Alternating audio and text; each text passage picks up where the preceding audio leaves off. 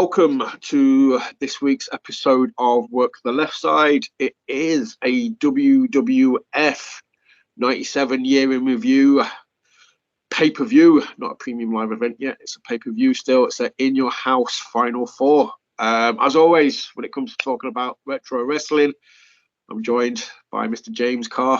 How are we doing, man? I'm good. How are you doing, Nick?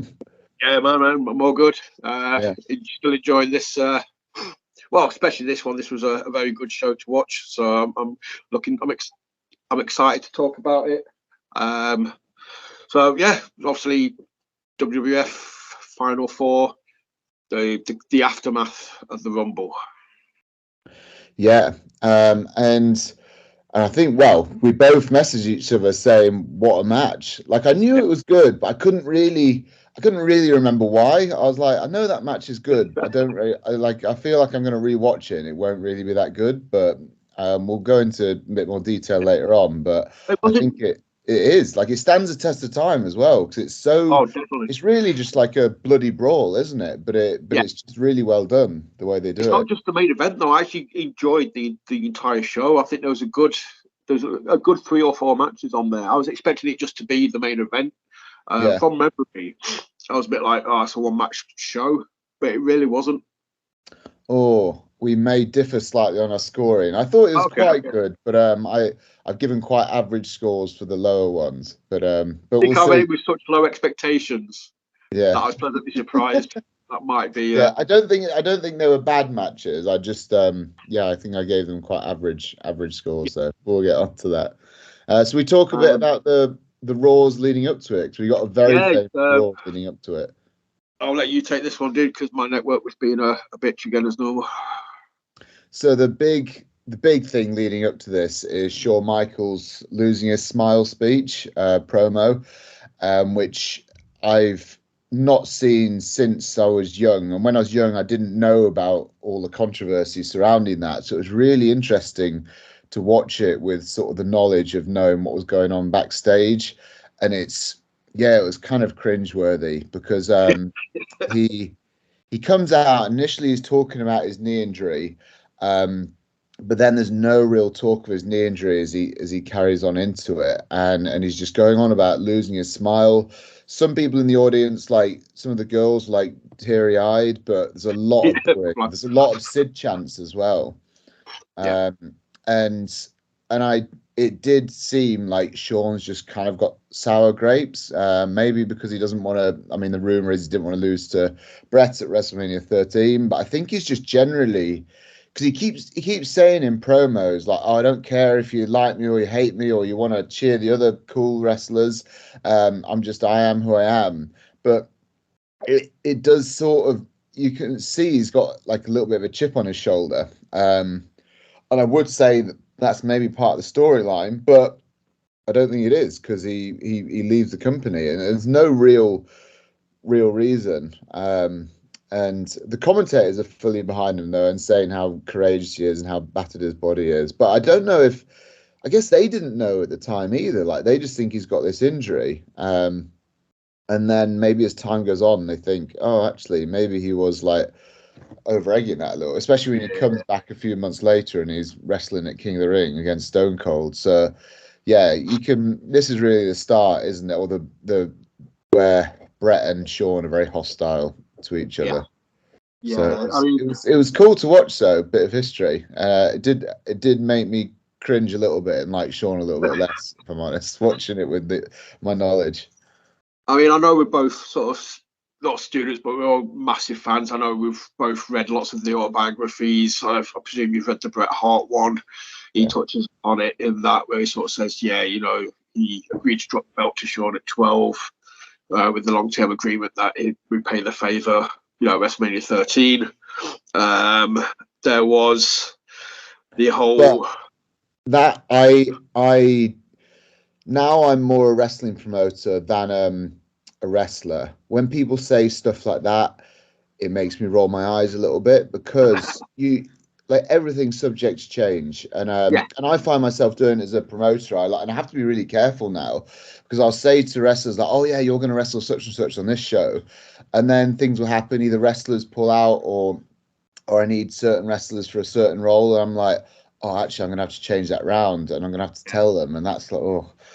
So now I sort of keep it to myself for a bit longer because wrestlers don't like it if you change it, and they think if you like, and you hear it with people complaining about Vince all the time. Oh, Vince said I was going to get the belt, or Vince said I was going to do this, or like they said there was going to be a rematch at the next WrestleMania. And I guess there was, and in this case, slightly different because Shawn did walk out, but at the same time, I think Bret is known for being a bit whiny and getting upset about things that were meant to happen. And really, nothing's meant to happen in wrestling until like it can change on the fly all the time. And you're just meant to be there as a playing your role on the show. That's it. You're there as a talent. Obviously, I mean, the famous thing is card subject to change. You know, that's always applicable. It always stands. It stands for numerous things for numerous reasons. And obviously, when you, I was sort of saying, we're reading the autobiographies, you can never take one book or one person's word as gospel because you'll read somebody else's. There's always three sides to the story. So me saying that Bret said that, I'm not saying it's gospel. I'm just saying that was Bret's take on it. So yeah, you know, the truth probably lies somewhere down the middle. Shawn probably was a little bit knackered, but he probably over-egged it a little bit as a get out clause, and then that's. He could have done one more match, like because he was meant to wrestle Sid on that Raw for the belt. Yeah. He could have just lost the belt to Sid in like a quick match. He would have been able to do that, surely. But he had a rep of not dropping belts because, like the IC title a couple of years earlier, that's why Razor got the IC belt because Shawn just relinquished it as opposed to losing it. Yeah, again, then you never know who's telling the truth. Like Shane Douglas said, he got like makeup before he came out before their segment where he gave up the Intercontinental belt, like to make himself look more bruised up. So you kind of have to take everything with a grain of salt, don't you? You just kind of read bits into it here and then. Like I say, the truth will lie somewhere in the middle. It's never as bad as you think it is, but there's probably a little bit of truth in there. And I wouldn't put it past Shawn at this point just to be like, sorry, I'm walking out for a few months. I'll come back in a bit. But literally the week before, he's there's nothing about it at all. I can't remember if he wrestles the week before. I don't think he does, but he's all geeing up for his rematch with Sid, and it's interesting. We'll get on to Final Four in a moment, but I wonder what was Shawn and Sid meant to do on Final Four, because obviously Shawn's not there because he's left, and Sid's not on it until the main event. Were they meant to be on it? Because they were wrestling like 3 days before on the Thursday Raw, so they weren't going to wrestle each other. So I'm interested to know what they're meant to be doing. Were they just not on it? Because sometimes the champ wasn't on those in your houses. I don't think. I don't think he probably was. I think he was meant to fight, Sid on the Raw the night after, and obviously then they made the winner of the fight. Raw was actually, it was called Raw Thursday. Or Thursday Raw Thursday, some name, and it was an extended episode. It was like 2 hours. I think that was just when they're starting to get into the 2 hour Raw. That may have been one of the first ones, and it was like a special. And then on the Sunday they have Final Four, and then the next night, which I've not watched yet because that's going to be for our next podcast, it's going to be Sid against the winner of Final Four. But I think Shawn and Sid were meant to fight on that Raw, not the in your house. I think maybe they're meant to fight on the Thursday Raw beforehand. That was like the big match for Raw Thursday. I'm sure they say it twice, Thursday Raw Thursday, because they were advertising that on previous Raws, and then it didn't happen. He lost his smile instead. So I just don't think they were meant to be on that in your house. Like sort of they were meant to didn't have everyone on in your houses. They almost saved like the champs for the bigger pay-per-view, which is quite a cool way of doing it actually, because then it made the bigger shows seem a bigger deal, and it gave other wrestlers a chance to be in the spotlight. Like Undertaker and Mankind, they headlined one of the In Your Houses in '96, didn't they? Buried Alive. Yes, exactly. Yeah, it just makes it more of a. I mean, you saw it years later with like you've got Lesnar's and stuff and Roman. Your camp doesn't have to be at every show. It makes it more of a special attraction when they do have a match kind of thing. So I think this was very early on that kind of situation. So they were testing the waters, weren't they, with the In Your Houses? They weren't quite ready to do 12 pay-per-views. but they were kind of dipping the toes in the pond. Oh, the other cool thing that happens on the Raws, Bret walks out, which is funny. He started to be so whiny already, and it's really good because what's interesting though, because he's already been whiny, and that obviously leads into the Stone Cold double turn that they do so well. But at this point, he doesn't know he's going to be doing that with Stone Cold, so I guess that was meant to lead into the stuff with Shawn. And I wonder if Bret was meant to take the heel role in that. But then people are booing Shawn as well. So it's interesting to wonder how would they have done it if Shawn hadn't done the losing his smile promo. Because to me, it kind of wouldn't have worked. Because people are booing Bret and Shawn, even though they're meant to be baby faces.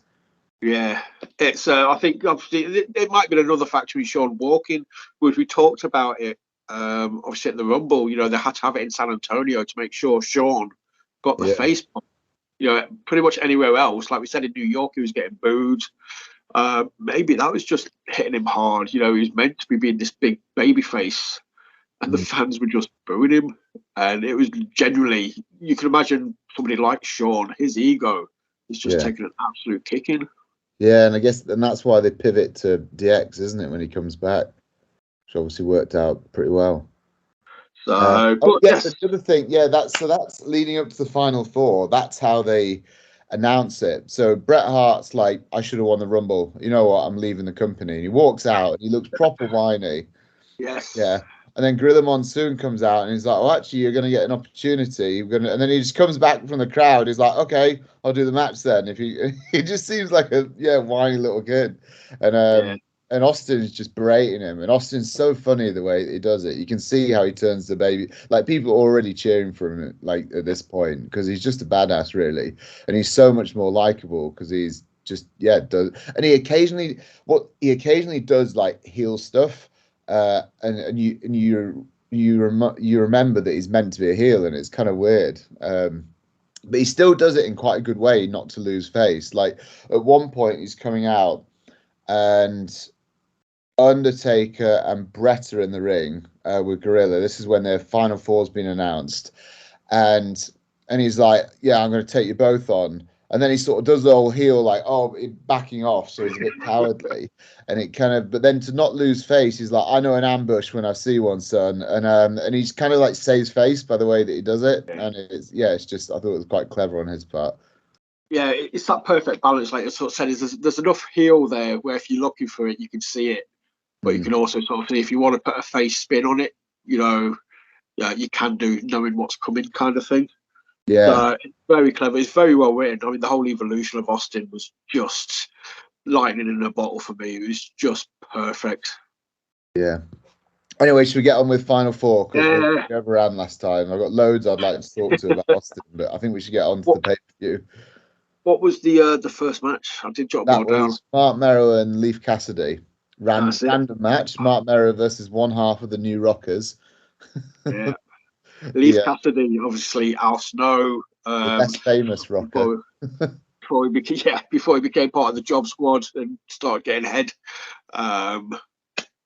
Marc Mero, obviously, I think at this point his star. What do you think of Marc Mero? Because I feel he gets a slightly bad rep. Because I always really enjoyed him as a kid. Yeah. And I remember reading Mick Foley's book, and I don't know if you remember that, but he slates Marc Mero.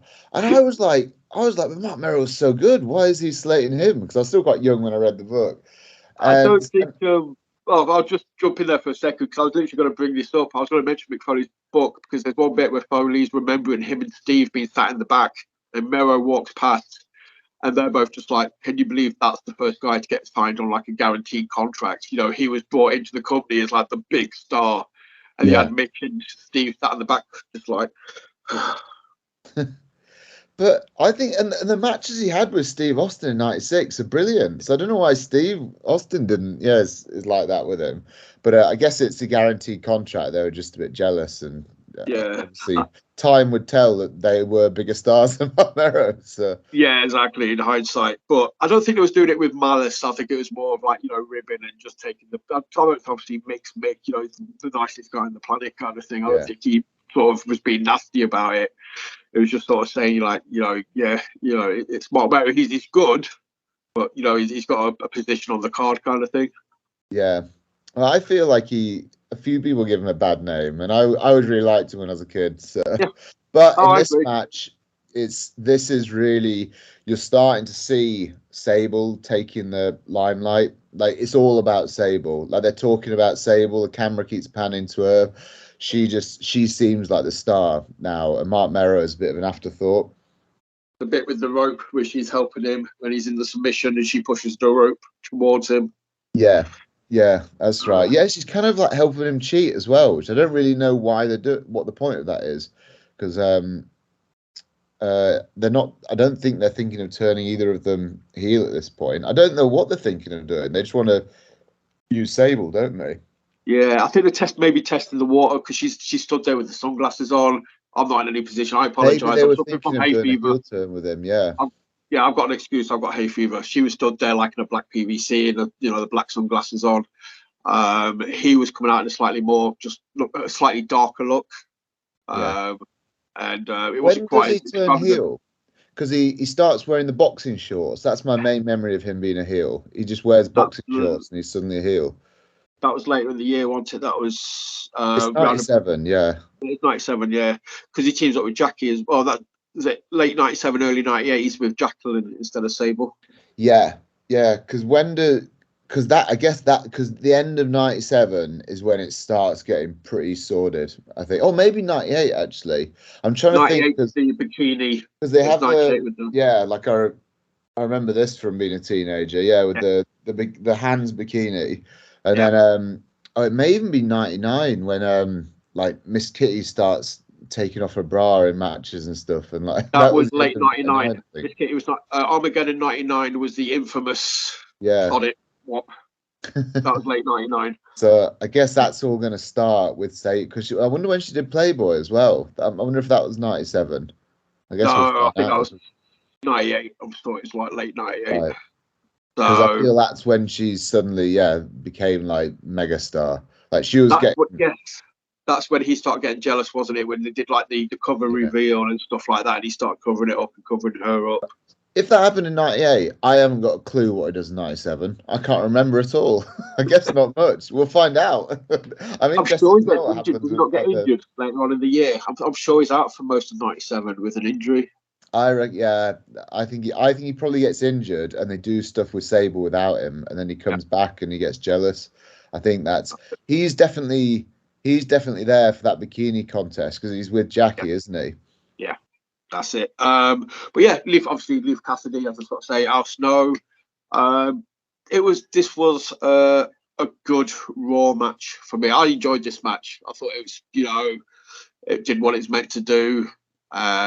I was a massive fan of Al Snow. He's solid in the ring. You can't really pick him apart for me. And Mero hit the wild thing and, got the 1, 2, 3. Yeah, it was all right. I gave it quite a low score. I don't know why I gave it 3. I feel like I should have given it more than that, but I think it was only like a 4 for me. Wow. I mean, don't forget the scores that we gave, NWO sold out. I think it beat most of those matches. So for me, it was probably out of 5. Maybe. Yeah, maybe I was a bit. Yeah, for some reason I didn't like it. I can't remember what it was now, but it was. I think it was just I found it just seemed like a bit of like a jobber match really. Like Leaf Cassidy didn't even get an entrance. And although it was sort of quite good wrestling, there was no story to it. It was a bit weird with Marc Mero and Sable the way they were doing it. And yeah, maybe I just underscored it a little bit. Jerry Lawler is saying some outrageous things on this show. He talks about like hitting Sable at one point. He makes a few like women beating jokes throughout the thing. And it's just like, wow, I can't believe that happened back then. Yeah. Oh, yeah. It's you just the thing. You just look back and some of I mean, God bless the king, but yeah, you just think the commentary doesn't age well at all. I mean, we touched on it on the last thing, didn't we, with Gold Dust and stuff. Yeah. It's just, but yeah, I heard but it's not just that. Like later on, he makes a joke about Peter Maivia being in hell in the match with The Rock and Triple H, and it's just like, wow, it was kind of like out of nowhere and uncalled for. Yeah. And But I guess he's a heel. That's it, I suppose. And again, you don't know. I mean, all these people have got such a history together, or it may be that Maivia said something 20 years ago that pissed Lawler off, and he's still holding a grudge, and it's just a quick, pop at him. Yeah, it could be one of numerous things, but it's uncalled for. Anyway, I'm going to stick with my 4. You're 5. So I think we together we give this a 4.5. Yeah, that's a good shout. On average, 4.5. That's Start good score. Average scores. Yeah, see what people think. I like it. For me, just like I say, it's Lethal getting an entrance. First match of the show. Boom, done and dusted. What was the next one? It was the Nation of Domination versus really random team. Flash Funk, Bart Gunn, and Goldust. Yeah. Although I did like how they kind of tied it in on the previous episodes of Raw, where you kind of saw each person having an issue with the Nation prior to this. When I first realised what was going on with this random team, I was like, oh, this is stupid. It's another kind of like jobber match. But I actually really enjoyed it, and everyone sort of had an issue with the Nation, as you said, and I thought Flash Funk was great. Flash Funk's always great. He was just one of those guys that was so ahead of his time, but WWE just had no idea. You got your stereotypical right. He's a pimp. It's like, well, he's not even like a cool pimp like the Godfather. He's just. Is he meant to be a pimp? I sort of like he's obviously got the neon color, which is mental, like how bright it is. Yeah, I just thought, he's just like a sort of a dancer, but like no, I might just be I'm judging the WWF at the time, but it's just with the women that come out with him and the hat and the clothes, it just looks pimpish. It's kind of a pimp hat. Maybe he's a pimp before the Godfather. Yeah. So, but Flash Funk was obviously, again, I've mentioned ECW previously. Obviously, WWE kind of snapped him up from ECW based on his work rate there and the matches he was having at ECW at the time. And there's a lot of good stuff throughout this sort of year for Flash Funk, but he just obviously never got anywhere. I just think it was a good match. Obviously, Savio Vega's just turned heel and joined the Nation. Yeah, I'm enjoying seeing Savio as heel. It's quite interesting. He's starting to get different matches now because he's against the baby faces. Like on one of the Raws, he's against Undertaker. So it's probably quite good for him as well. He's suddenly been put in these matches with like big names, the big babyface names. It was definitely the right time to turn him heel because he wasn't really doing anything. It's still a really weird thrown together Nation. I can see why they change it up later on, but with Crush and Savio and Farouk. It's missing that direction, and like you sort of said, it's not quite. You've got like the whole Black Panthers vibe, but then you've got certain aspects that are kind of not quite fitting, so you're not quite sure, aka Rush and stuff. So you're just a bit like, right, okay, it's sort of later on in the year into this year. Is it later on? Is it 98 when it finds its true form? I would say 98 when it finds its true form. So The Rock joins this year later on, and when The Rock joins, like Mark Henry and the Godfather, Kama, Mustafa, they're in it. So I think that's going to happen. I think that's going to happen fairly soon. The Nation, it won't happen before Mania. I think it happens I think maybe Mania causes Farouk to get annoyed and like disband the Nation, and then The Rock is actually out injured and he joins a few months later when he comes back. So I think that's the timeline, but we'll see what happens. Definitely before Survivor Series, because I think that's on the cover, isn't it? It's like the Gang Warfare thing on Survivor Series. I'm sure Nation's like meant to be one of the silhouettes. So yeah, definitely. Yeah. But like I say, Rock's got to get injured yet though. So once Rock gets injured, we know it's a few months away. I preferred this to the first match, mainly because of Flash Funk, but I just thought, I thought it was a good match. Probably not that much more than the first, maybe a 4.5, or I could go to a 5, maybe. Yeah, I would have said about 5.5. It's slightly better. I just think because you've got more moving parts in it. I was always kind of 5 then. Very distinctly average match. Yeah. We'll say it's just call it a 5. But it's on par with, slightly different to the first match. But yeah, I always thought Bart Gunn got sort of a hard job, but I always kind of enjoyed seeing him. Flash Funk was great. Obviously, Goldust is riding the face turn at the minute. So it's again, it's a Raw match for me. It wouldn't have looked out of place on an episode of Raw. Mm-hmm. Yeah, definitely 2 Raw matches. They're not pay-per-view matches. No. The next match was actually a Raw match a few nights before this, and it's quite interesting because it's Triple H and The Rock, who obviously have a huge feud. And firstly, it's kind of strange they're not equals, because I always sort of view them as equals, the way that they progress together. And they were equals for the Intercontinental belt, and then later they were equals for the world belt. And here, Triple H is almost like the wily veteran, and The Rock is like the underdog. So it's kind of a weird dynamic. And Rock on Raw gets a really lucky win against Triple H and wins the Intercontinental belt, and it's like a huge shock. I remember watching that when I was younger, and I was like, "Oh wow, that's cool! Triple H just lost the Intercontinental belt on Raw."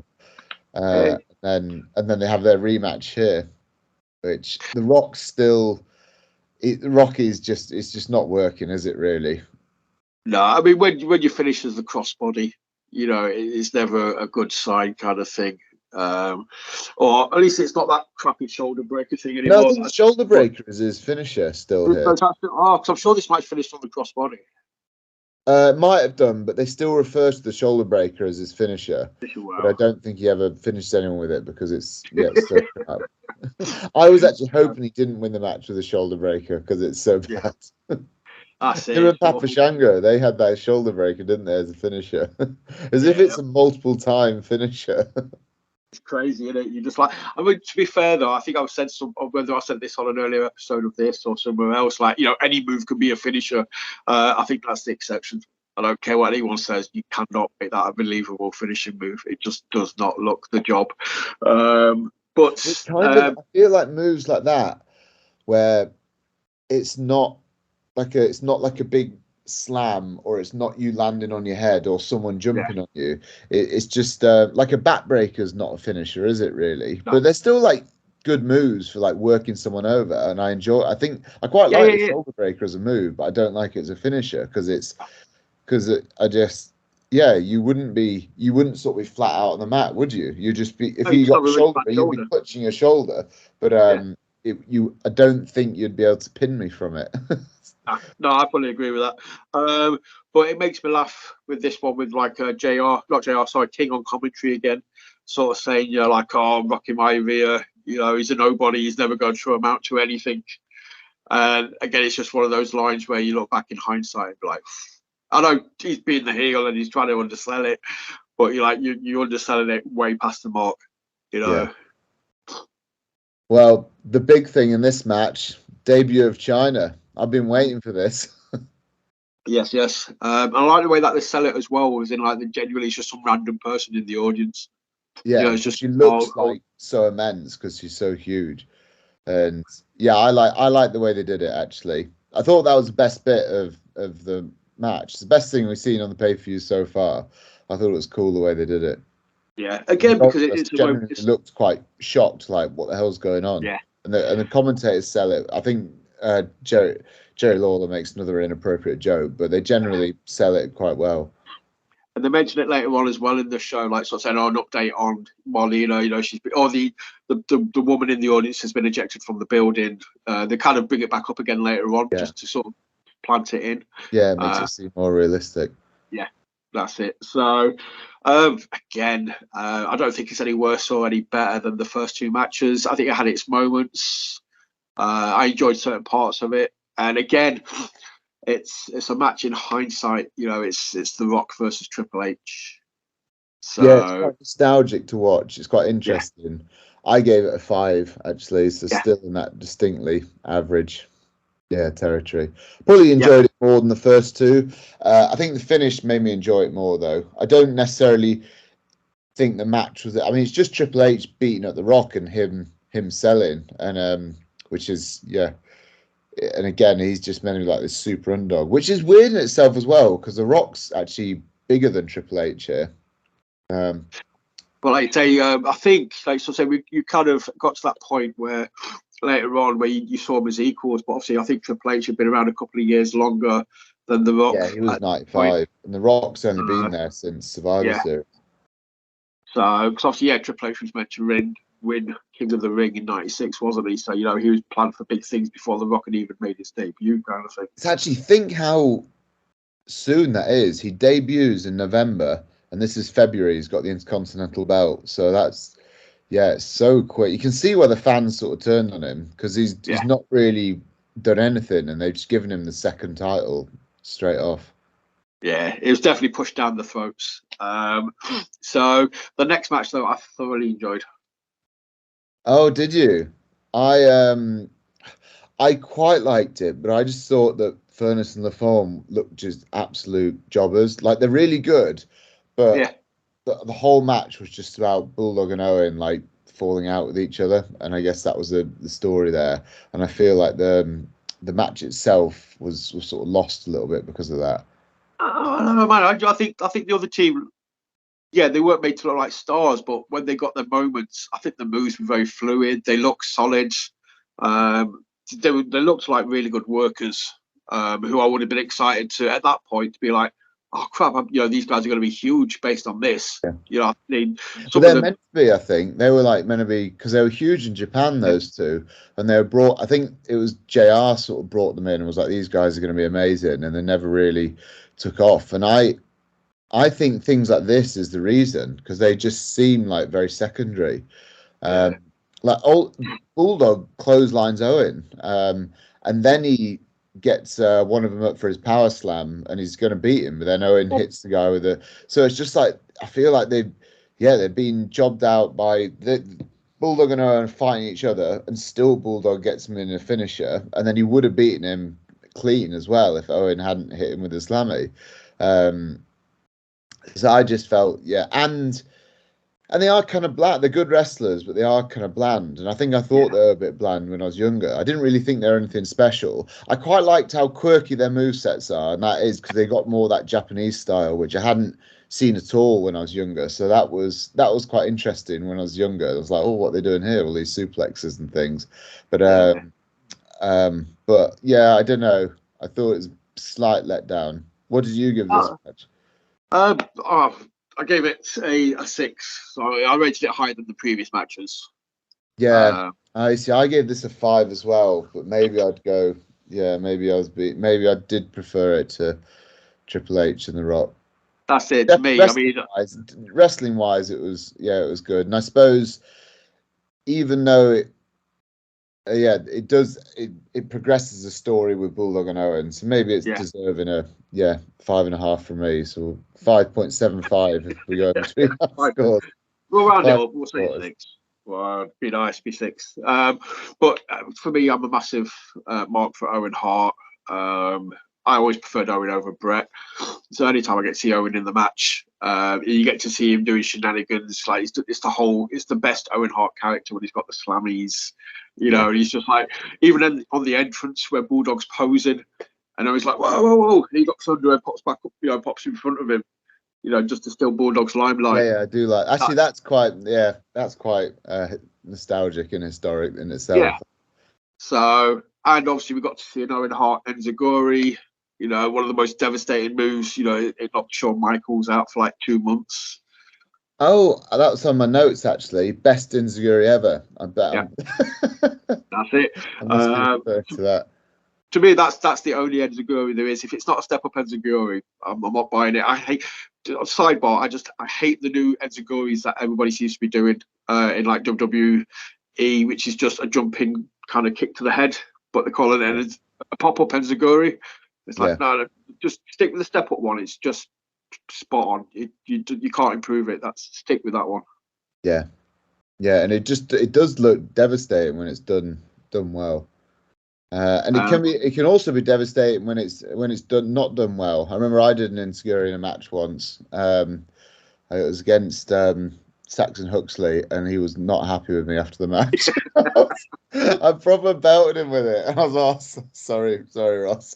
It was, I did it, and I was just like, when after I was like, I kicked him kind of hard. He's not going to be happy after this. Just avoid him for a few days. Right, yeah. But yeah, I love him. I think it's a great me. move. And yeah, Owen was just a master of it for me. He was just absolutely perfect. And yeah, I just like the whole dynamic. Like I said, it's knowing what's coming next. You know, these guys are going to split up. You know, Bret's going to come out and pull them back together. And this was just kind of like the final straw. You can just sort of see, you know, the collapse is coming. But at the time, obviously, we didn't know Bret was going to, you know, reform it, kind of thing. So just knowing that kind of sort of stuff made it more enjoyable, I think. Yeah. Yeah, true. Give it a 6. Hey. So obviously we've got the other matches out of the way. It's called In Your House Final Four. It was all about this match. Obviously, throughout the show, we've seen promos. Undertaker cut a good promo. I've got to say, I loved his promo. It sort of seemed like part of the evolution of Taker. I've not really seen him cut a promo like that. He's becoming more human, isn't he, at the moment? Yeah. You see, which he's just been like the sort of zombie character up until now. And ever since Paul Bearer has like left him, actually, and I guess he's had to do more promos on his own, he's becoming more human. Well, he makes reference to it, doesn't he? He sort of says, I'm not tapped back in full into that power yet, but I'm nearly back to the force that was dominant in the early 90s. So he kind of makes reference to that power, you know, that kind of, you know, how he used to be. So, yeah, it's like they're acknowledging, it's like, okay, yeah, I'm not quite up to 100%. I'm not that guy, but I'm a new version of that guy. Yeah. So, you know, I'm coming to wipe you out. And the fade out after he did like the rest in peace, and he went like that with his hands, and the camera just kind of followed, it just faded out. I was like, okay, that was very cool. Yeah. And then obviously we had prior to that, we had, I think Vader cut the first promo. That was your stereotypical Vader promo with a bit of Paul Bearer thrown in. It's a bit weird, Paul Bearer with him. It's kind of, it doesn't really fit, does it? I feel Paul Bearer fit better with Mankind than he did with Vader. Definitely agree with that. And then obviously we had a Stone Cold promo, which was just typical Austin promo at the time, when he was just kind of sat on just a truck backstage, just like an equipment trunk. He was just sat there. Yeah. And obviously they cut my promo. And then all three wrestlers come out, and then we get a Bret Hart promo. Yeah. Yeah. What I can't remember the Bret Hart one now. I guess that was a little bit whiny, but no, it was just basically sort of saying, it was basically bigging everybody up, but sort of saying, you know, the best man's got to win, me. And then his music, he just went out, kind of thing. So it wasn't overly whiny. That now. But no, they're all good, and the match is really. It did make me when I was watching it. One thought I had was, I feel like everyone in this match hates Shawn Michaels, and they're all pissed off at him, and they kind of want to show that this company is going to be shit hot with or without him. Like Bret obviously has his issues. Vader had his issues last year. His push was squashed with Shawn. Undertaker, I know he's gone on record saying he never liked Shawn in this era. And I guess Stone Cold, he's kind of more the new guy, so he probably didn't really have as big opinion on Shawn Michaels, but I suspect he didn't think too fondly of the losing the smile speech either, just knowing how Austin is. So I can see all four of them, and they're all like four like tough guys, aren't they? And I can see all of them just going out like, nah, that's bollocks what he's doing. Let's show him how it's done. I mean, if people aren't aware, obviously it was because of what happened at the end of the Royal Rumble. So you had the stipulation in this match where you could win by pinfall or submission, or if you went over the top rope, you was eliminated. Which is a weird rule, and just like because essentially this match is a 4-man rumble, which sounds ridiculous when you say that, because it's just a 4-man rumble, and it's not even a 4-man rumble, it's a 4-man battle royal, because they all start in the ring together. And like, you win by pinfall. So it's kind of, it's really weird dynamic. But I thought it worked really well. I really enjoyed the match because of it. Especially obviously with how quickly it ends, and we'll get to that kind of thing, because at that point I'd kind of forgotten about that rule. But yeah, obviously everybody's going out. They're working it really well. Where if they want to go to the outside of the ring, they go through the middle rope. Yeah, whoever made that call was like, look, this is a 4-man rumble. How can we make it better than a 4-man rumble? Why don't we do loads of brawling on the outside? Because that's what made the match. And then they sort of go back in the ring, and suddenly when people go over the top, it's like, oh yeah, that's a rule. But I mean, you forget about it, don't you? And it's like, yeah. oh yeah. Totally And I like how everyone sort of mixes with each other. Like you start off with Stone Cold and Bret because they're feuding, and Undertaker and Vader because they're feuding. But then it will swap rounds. The Stone Cold's suddenly with Undertaker and Bret's with Vader, and then the baby faces are against each other and the heels against each other, and everyone's just battering everyone. And I quite like that. That it's all just mixing it up. Oh, Vader though, he took a blow very early in the match. Stone Cold, wasn't it? I think where he gets is it Stone? Oh, it might be Undertaker actually. He gets a chair kicked in his face, doesn't he? And that's when he starts bleeding because he's got the mask on as well, and it's just like compressing it. It's just coming out of the mask, and then he takes the mask off, doesn't he? Yeah, I'm not surprised. I just don't think he could see. They say he just had to come off, which made it more legit as well. Though to me, it just made it seem like a much harder hitting match as well. Anytime it's not breaking character, but anytime you kind of the mask has got to come off because he's just bleeding so much. It just made it seem so much more important. Yeah. It's Vader's best performance in WWF, do we think? There's one might be later this year. He has a match against Shamrock, which I remember being amazing. I vaguely remember that. That's like really brutal as well. I think when he's allowed to like just go all out and he's not got someone complaining about them battering him, he does really well, doesn't he? But I think most of the time he's kind of tiptoeing around because of what happened with Shawn and maybe some other stuff. And I think also he has put on some weight, so maybe he's lost a step. He's not quite as fit as he was when he was at WCW. But I think the main thing is, he doesn't feel comfortable there. And in this match, he's with guys. He goes for a top rope. Sorry, he goes for a top rope moonsault in this match. Yeah, he does. Yeah, he misses it. He misses it, doesn't he? But he does a top rope moonsault, which is cool. Because they put the blame on Bearer. It's like he was going to go for the Vader bomb in the middle, and Bearer tells him to go up, to the top. So he goes for the moonsault, misses, and the commentator's like, "Oh, he's giving a bit of bad advice there by poor Bearer." I know that moonsault he very rarely hits. He used to in WCW, didn't he? But he doesn't hit it. I don't think. Did he ever hit it in WWF? Sure. I think it's like the Kurt Angle thing where he's going for the moonsault, he's missing it kind of thing. It's just it's written in stone. It's really poor move choice because he never hits it. Just do the Vader bomb. It's just a lot easier. It's like, do you remember Bubba Ray's his senton from the second row? And for years he did, but then he did start using it as a move, didn't he? I think in TNA. But for years he never hit anyone with it. That's it. Yeah, it's like everybody's kind of got that move, especially heels. It's a cheap pop in it. It's kind of thing. The heel's going to miss the move. Flair getting thrown from the top row. That's another one. It's almost a bit ridiculous the way that it's so obvious when I feel like stuff like that almost makes wrestling seem faker than anything else. When they just go, or the wrestlers just make the wrestler seem more stupid than anything else. They repeatedly go for something that never works. I don't know. Well, it's just like sort of. But in fairness, But it is good, and it's good when you get a pop when you finally do something. Actually, in early Flair matches, he used to hit a crossbody because he used to do the flip out and he'd run to the other side and do a crossbody, and then at some point he just started getting cut off and thrown, and then because he was a heel, that was his move. That was it. Yeah, he could be hitting the crossbody if he was a heel because that's the face pop in it. So I think that was when he was. Yeah, because when he got the belt from Harley Race, he was babyface, wasn't he? And that's when he was doing this crossbody. That's it. So, but yeah, like so this match was just the perfect combination of, I think, obviously, barring Vader. Vader was definitely obviously out and out heel.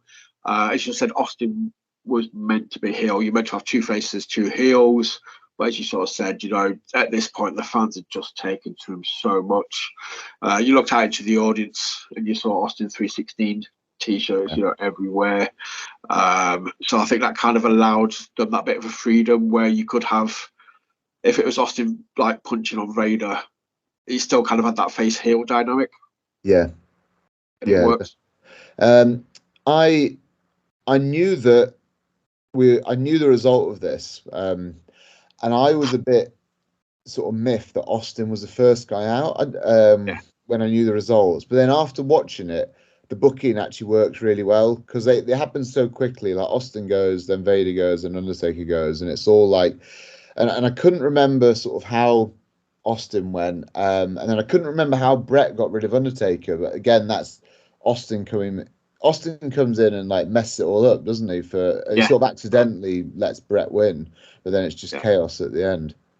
That's it. And Bret just literally turns around, clothesline Taker over the top. Yeah, that's it. And that's what I'm sort of saying. Like, you kind of forget about the Royal Rumble aspect of it. For me, it took me a second because I just saw Bret clothesline Undertaker. I was like, oh shit, he's landed on his feet. Bret's going to get dragged out. I was like, oh shit, no, that's it. Match done. Yeah. Took me a second to acknowledge end of match. How about Bret superplexing Vader in this? That was pretty impressive. Yeah. I just think there's so many little good moments in this match. I think it's definitely one of those matches that I would recommend people to watch. I mean, obviously we're doing this as a review. If any people are watching this and they haven't seen any of these, or if people are watching it because they know what we're talking about, either way, this is a match I would definitely sort of say, if you got the network, just go watch this match. I feel like 20 minutes. Through these podcasts, we should come up with 10 matches you should watch from '97. And this might be on. This is definitely on the short list. Yes, I think that could be obviously the final episode of where we've talked about the whole year. Obviously, we can't do it yet, but I think this is definitely one of them. Have we seen another one yet? Probably not. The only other contender would, I don't think that Eddie and Six is worthy of top 10 matches, even though it was very good, the ladder match. But it was awesome. But there's over the course of the year, there's definitely 9 or 10 better matches than that kind of thing. Yeah, I'm just thinking of some of the matches we've got coming, and I don't even really know the WCW ones. I can almost think of 10 standout WWF ones. Yeah, and I think 3 of them are going to have Austin in at least. Right. Yeah, I can think of 3 Austin ones straight off the bat. Yeah, this being one of them. This one of them, obviously the one with Bret. I'm trying to think which one you're picking as the third one. Canadian Stampede. Oh yeah, of course, yeah. Oh, and Bret's in all 3 of those as well. Yeah. So it's just for me, it's the perfect year. This was like Bret's best year in wrestling. To be fair, I think it's a lot of people's best year. Because Austin, we're kind of jumping forward here a little bit, but I'll talk about it while we're thinking about it. Obviously, this is before Austin breaks his neck. So Austin's still stone cold. He's still got that badass brawler aspect, but technically he's just sound as well. The guy was one of the best technical wrestlers at this point as well. Yeah, I just love the way that how fluid he is and how he moves when he's wrestling. Like, he's such a badass, but it's just really good to watch. So it's like, it's you kind of forget that Austin was a really good technical wrestler, because obviously most people remember him from '98 onwards when he was just brawling and he had the neck issues. But prior to Owen breaking his neck at SummerSlam, obviously down the line, the guy was one of the best technical wrestlers for me at this time. Yeah. So, what do we give? It's difficult to score this match because I know what good matches are coming up. Like, I want to give it definitely more than an 8 because I think we gave that ladder match 8. But then I was like, if we give it 9, like there's not much wriggle room, is there, for some of the better matches in the year? I was thinking that. So I was like, do we is it 8.5? Maybe. It's just such a unique and one of there's never been another match like this, has it? They've never. So it is. Yeah. I almost want to give it a 9, and then when we get. Obviously, I was thinking, I had the same issue as you. I was like, it's a 9. It's got to be a 9. and then you start thinking about it, and it's like, yeah, you know what's to come. But if I We're give gonna have this to a give like 9, 9.5 and 9 3/4 and stuff later in the year. can we kind of like rate each pay-per-view with a different factor of 10? You know, it's a 9 out of 10 as far as this pay-per-view goes. But on another pay-per-view, it might have been a 7 out of 10. I don't know. But this is like the main event of the. It's the name of the pay-per-view. Same with Canadian Stampede. I think that makes it so good because it's like it is that the match is the whole pay-per-view as well. But I think, you know what, I'll give it a 9 out of 10 because I think the matches that I like more than this, I would give a 10 out of 10 for anyway. Yeah, do we? Yeah, God, if we give a 10, we're going to start with doing Dave Meltzer and giving like 11 out of 10. You know, it gives like 6 stars. 15 out of 10. Yeah, I think we'll give it a 9. Yeah, we both really, because I think we're both quite shocked how much we enjoyed it. I knew it was good, but I thought it was going to be one of those ones where I'm like, oh, yeah, in hindsight, it's not as good. But especially the brawling type matches, because we're so accustomed to it now, whereas back in the day, it was quite new. But it's just a different sort. It just looks so realistic compared to a lot of the brawling nowadays, and that's what makes it better, in my opinion. Definitely, and I mean we touched upon it at some of the Rumble matches. You've seen a lot of more stuff outside of the ring, steps being used, cables, wires, like monitor wires being used for choking, chairs. It's becoming more common practice, but it's still sort of new and fresh that it still looks special while they're doing it, even though we're so accustomed to it. Yeah, we're not accustomed to it at this time, so it still, like you said, it just looks fresh. It looks raw, pun intended, but it just yeah. And then I think we've managed to keep it under an hour today, which is good because that was our target, wasn't it? It was. We're doing good. I tried to veer off talking about Ric Flair and Harley Race, which was a bit random, but glad that you brought it back into Final Four. This is what we do. I mean, you know, it's we've talked about this. I mean, obviously we kind of went on about the later on in the year as well. But yeah, overall, probably my favourite pay-per-view that we've watched so far. It's not saying much. We've only watched 3, but definitely, yeah, it has to be. I think I preferred it. I think I preferred it to the Rumble. Definitely, it was. I would watch this again before I watched the Rumble kind of thing. Yeah, so definitely the best match we've seen so far. Hence why it's got a high score.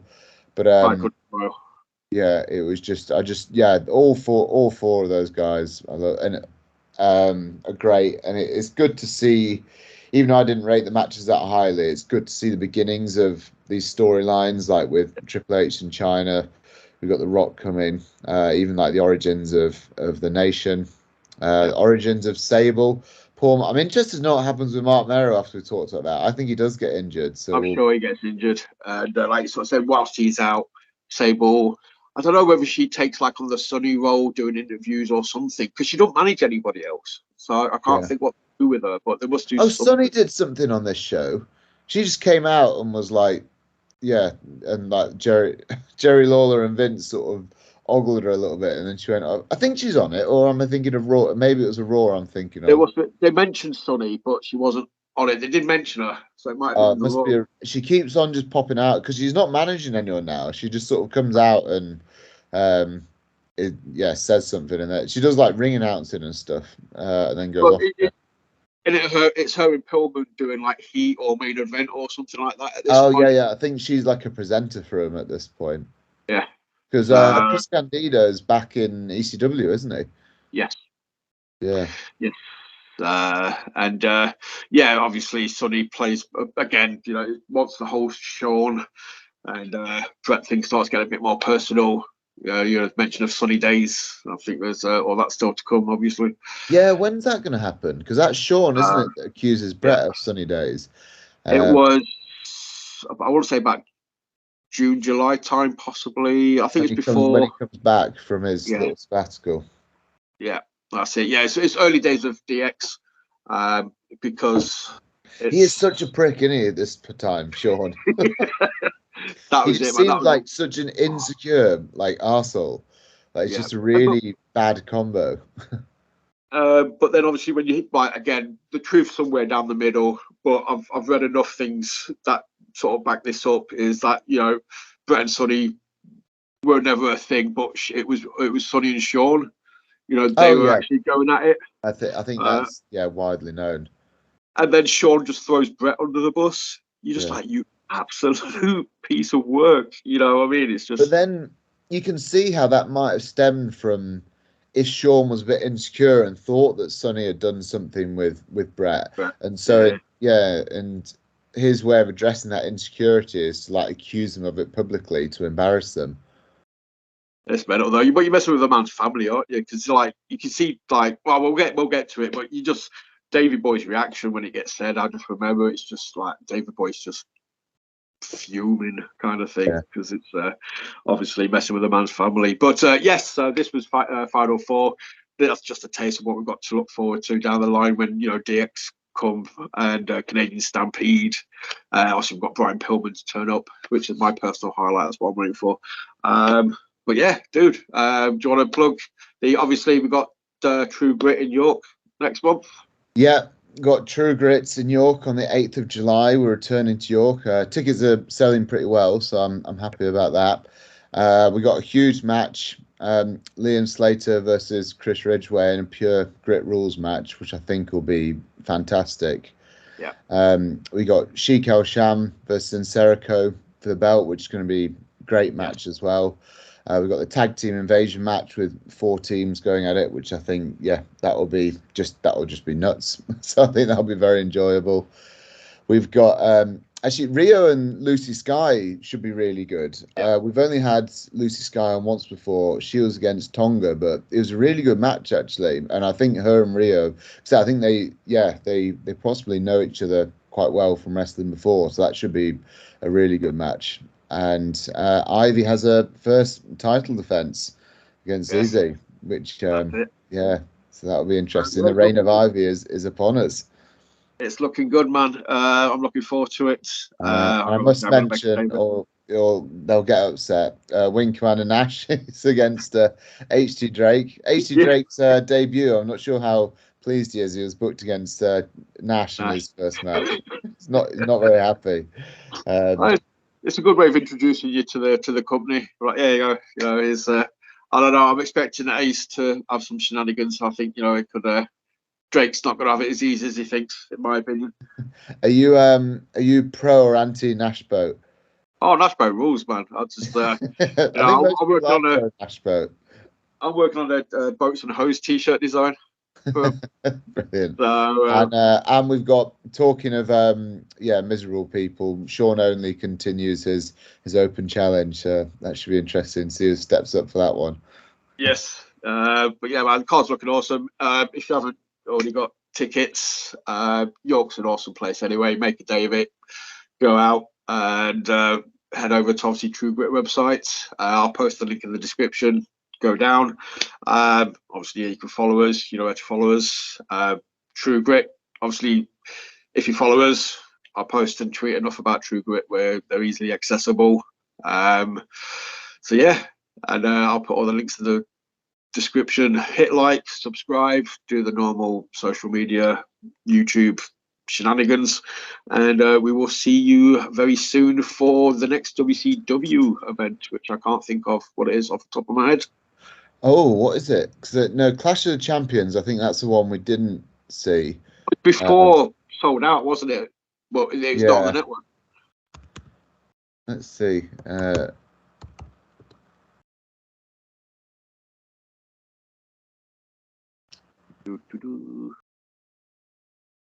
Starcade's not about October time, isn't it? So it's not Starcade. So Starcade's November. No, is it? No, it's not Slamboree. I shouldn't have started this because I thought it'd be very simple to do, and it's not. Oh, there. Well, it'll be a nice surprise. I'm sure we'll get around to watching it very soon. I know there's only a few days apart last time when we did this, so we'll try and do it within sort of the next week or so. Yeah, that would be. It's my birthday this week, so I'm traveling quite a lot. But it'd be good if we could do it next week, definitely. Yeah, I think that should be the plan. I'm quite happy to do that. So happy early birthday, and we will wish you adieu. Super Brawl 7. That's what it is.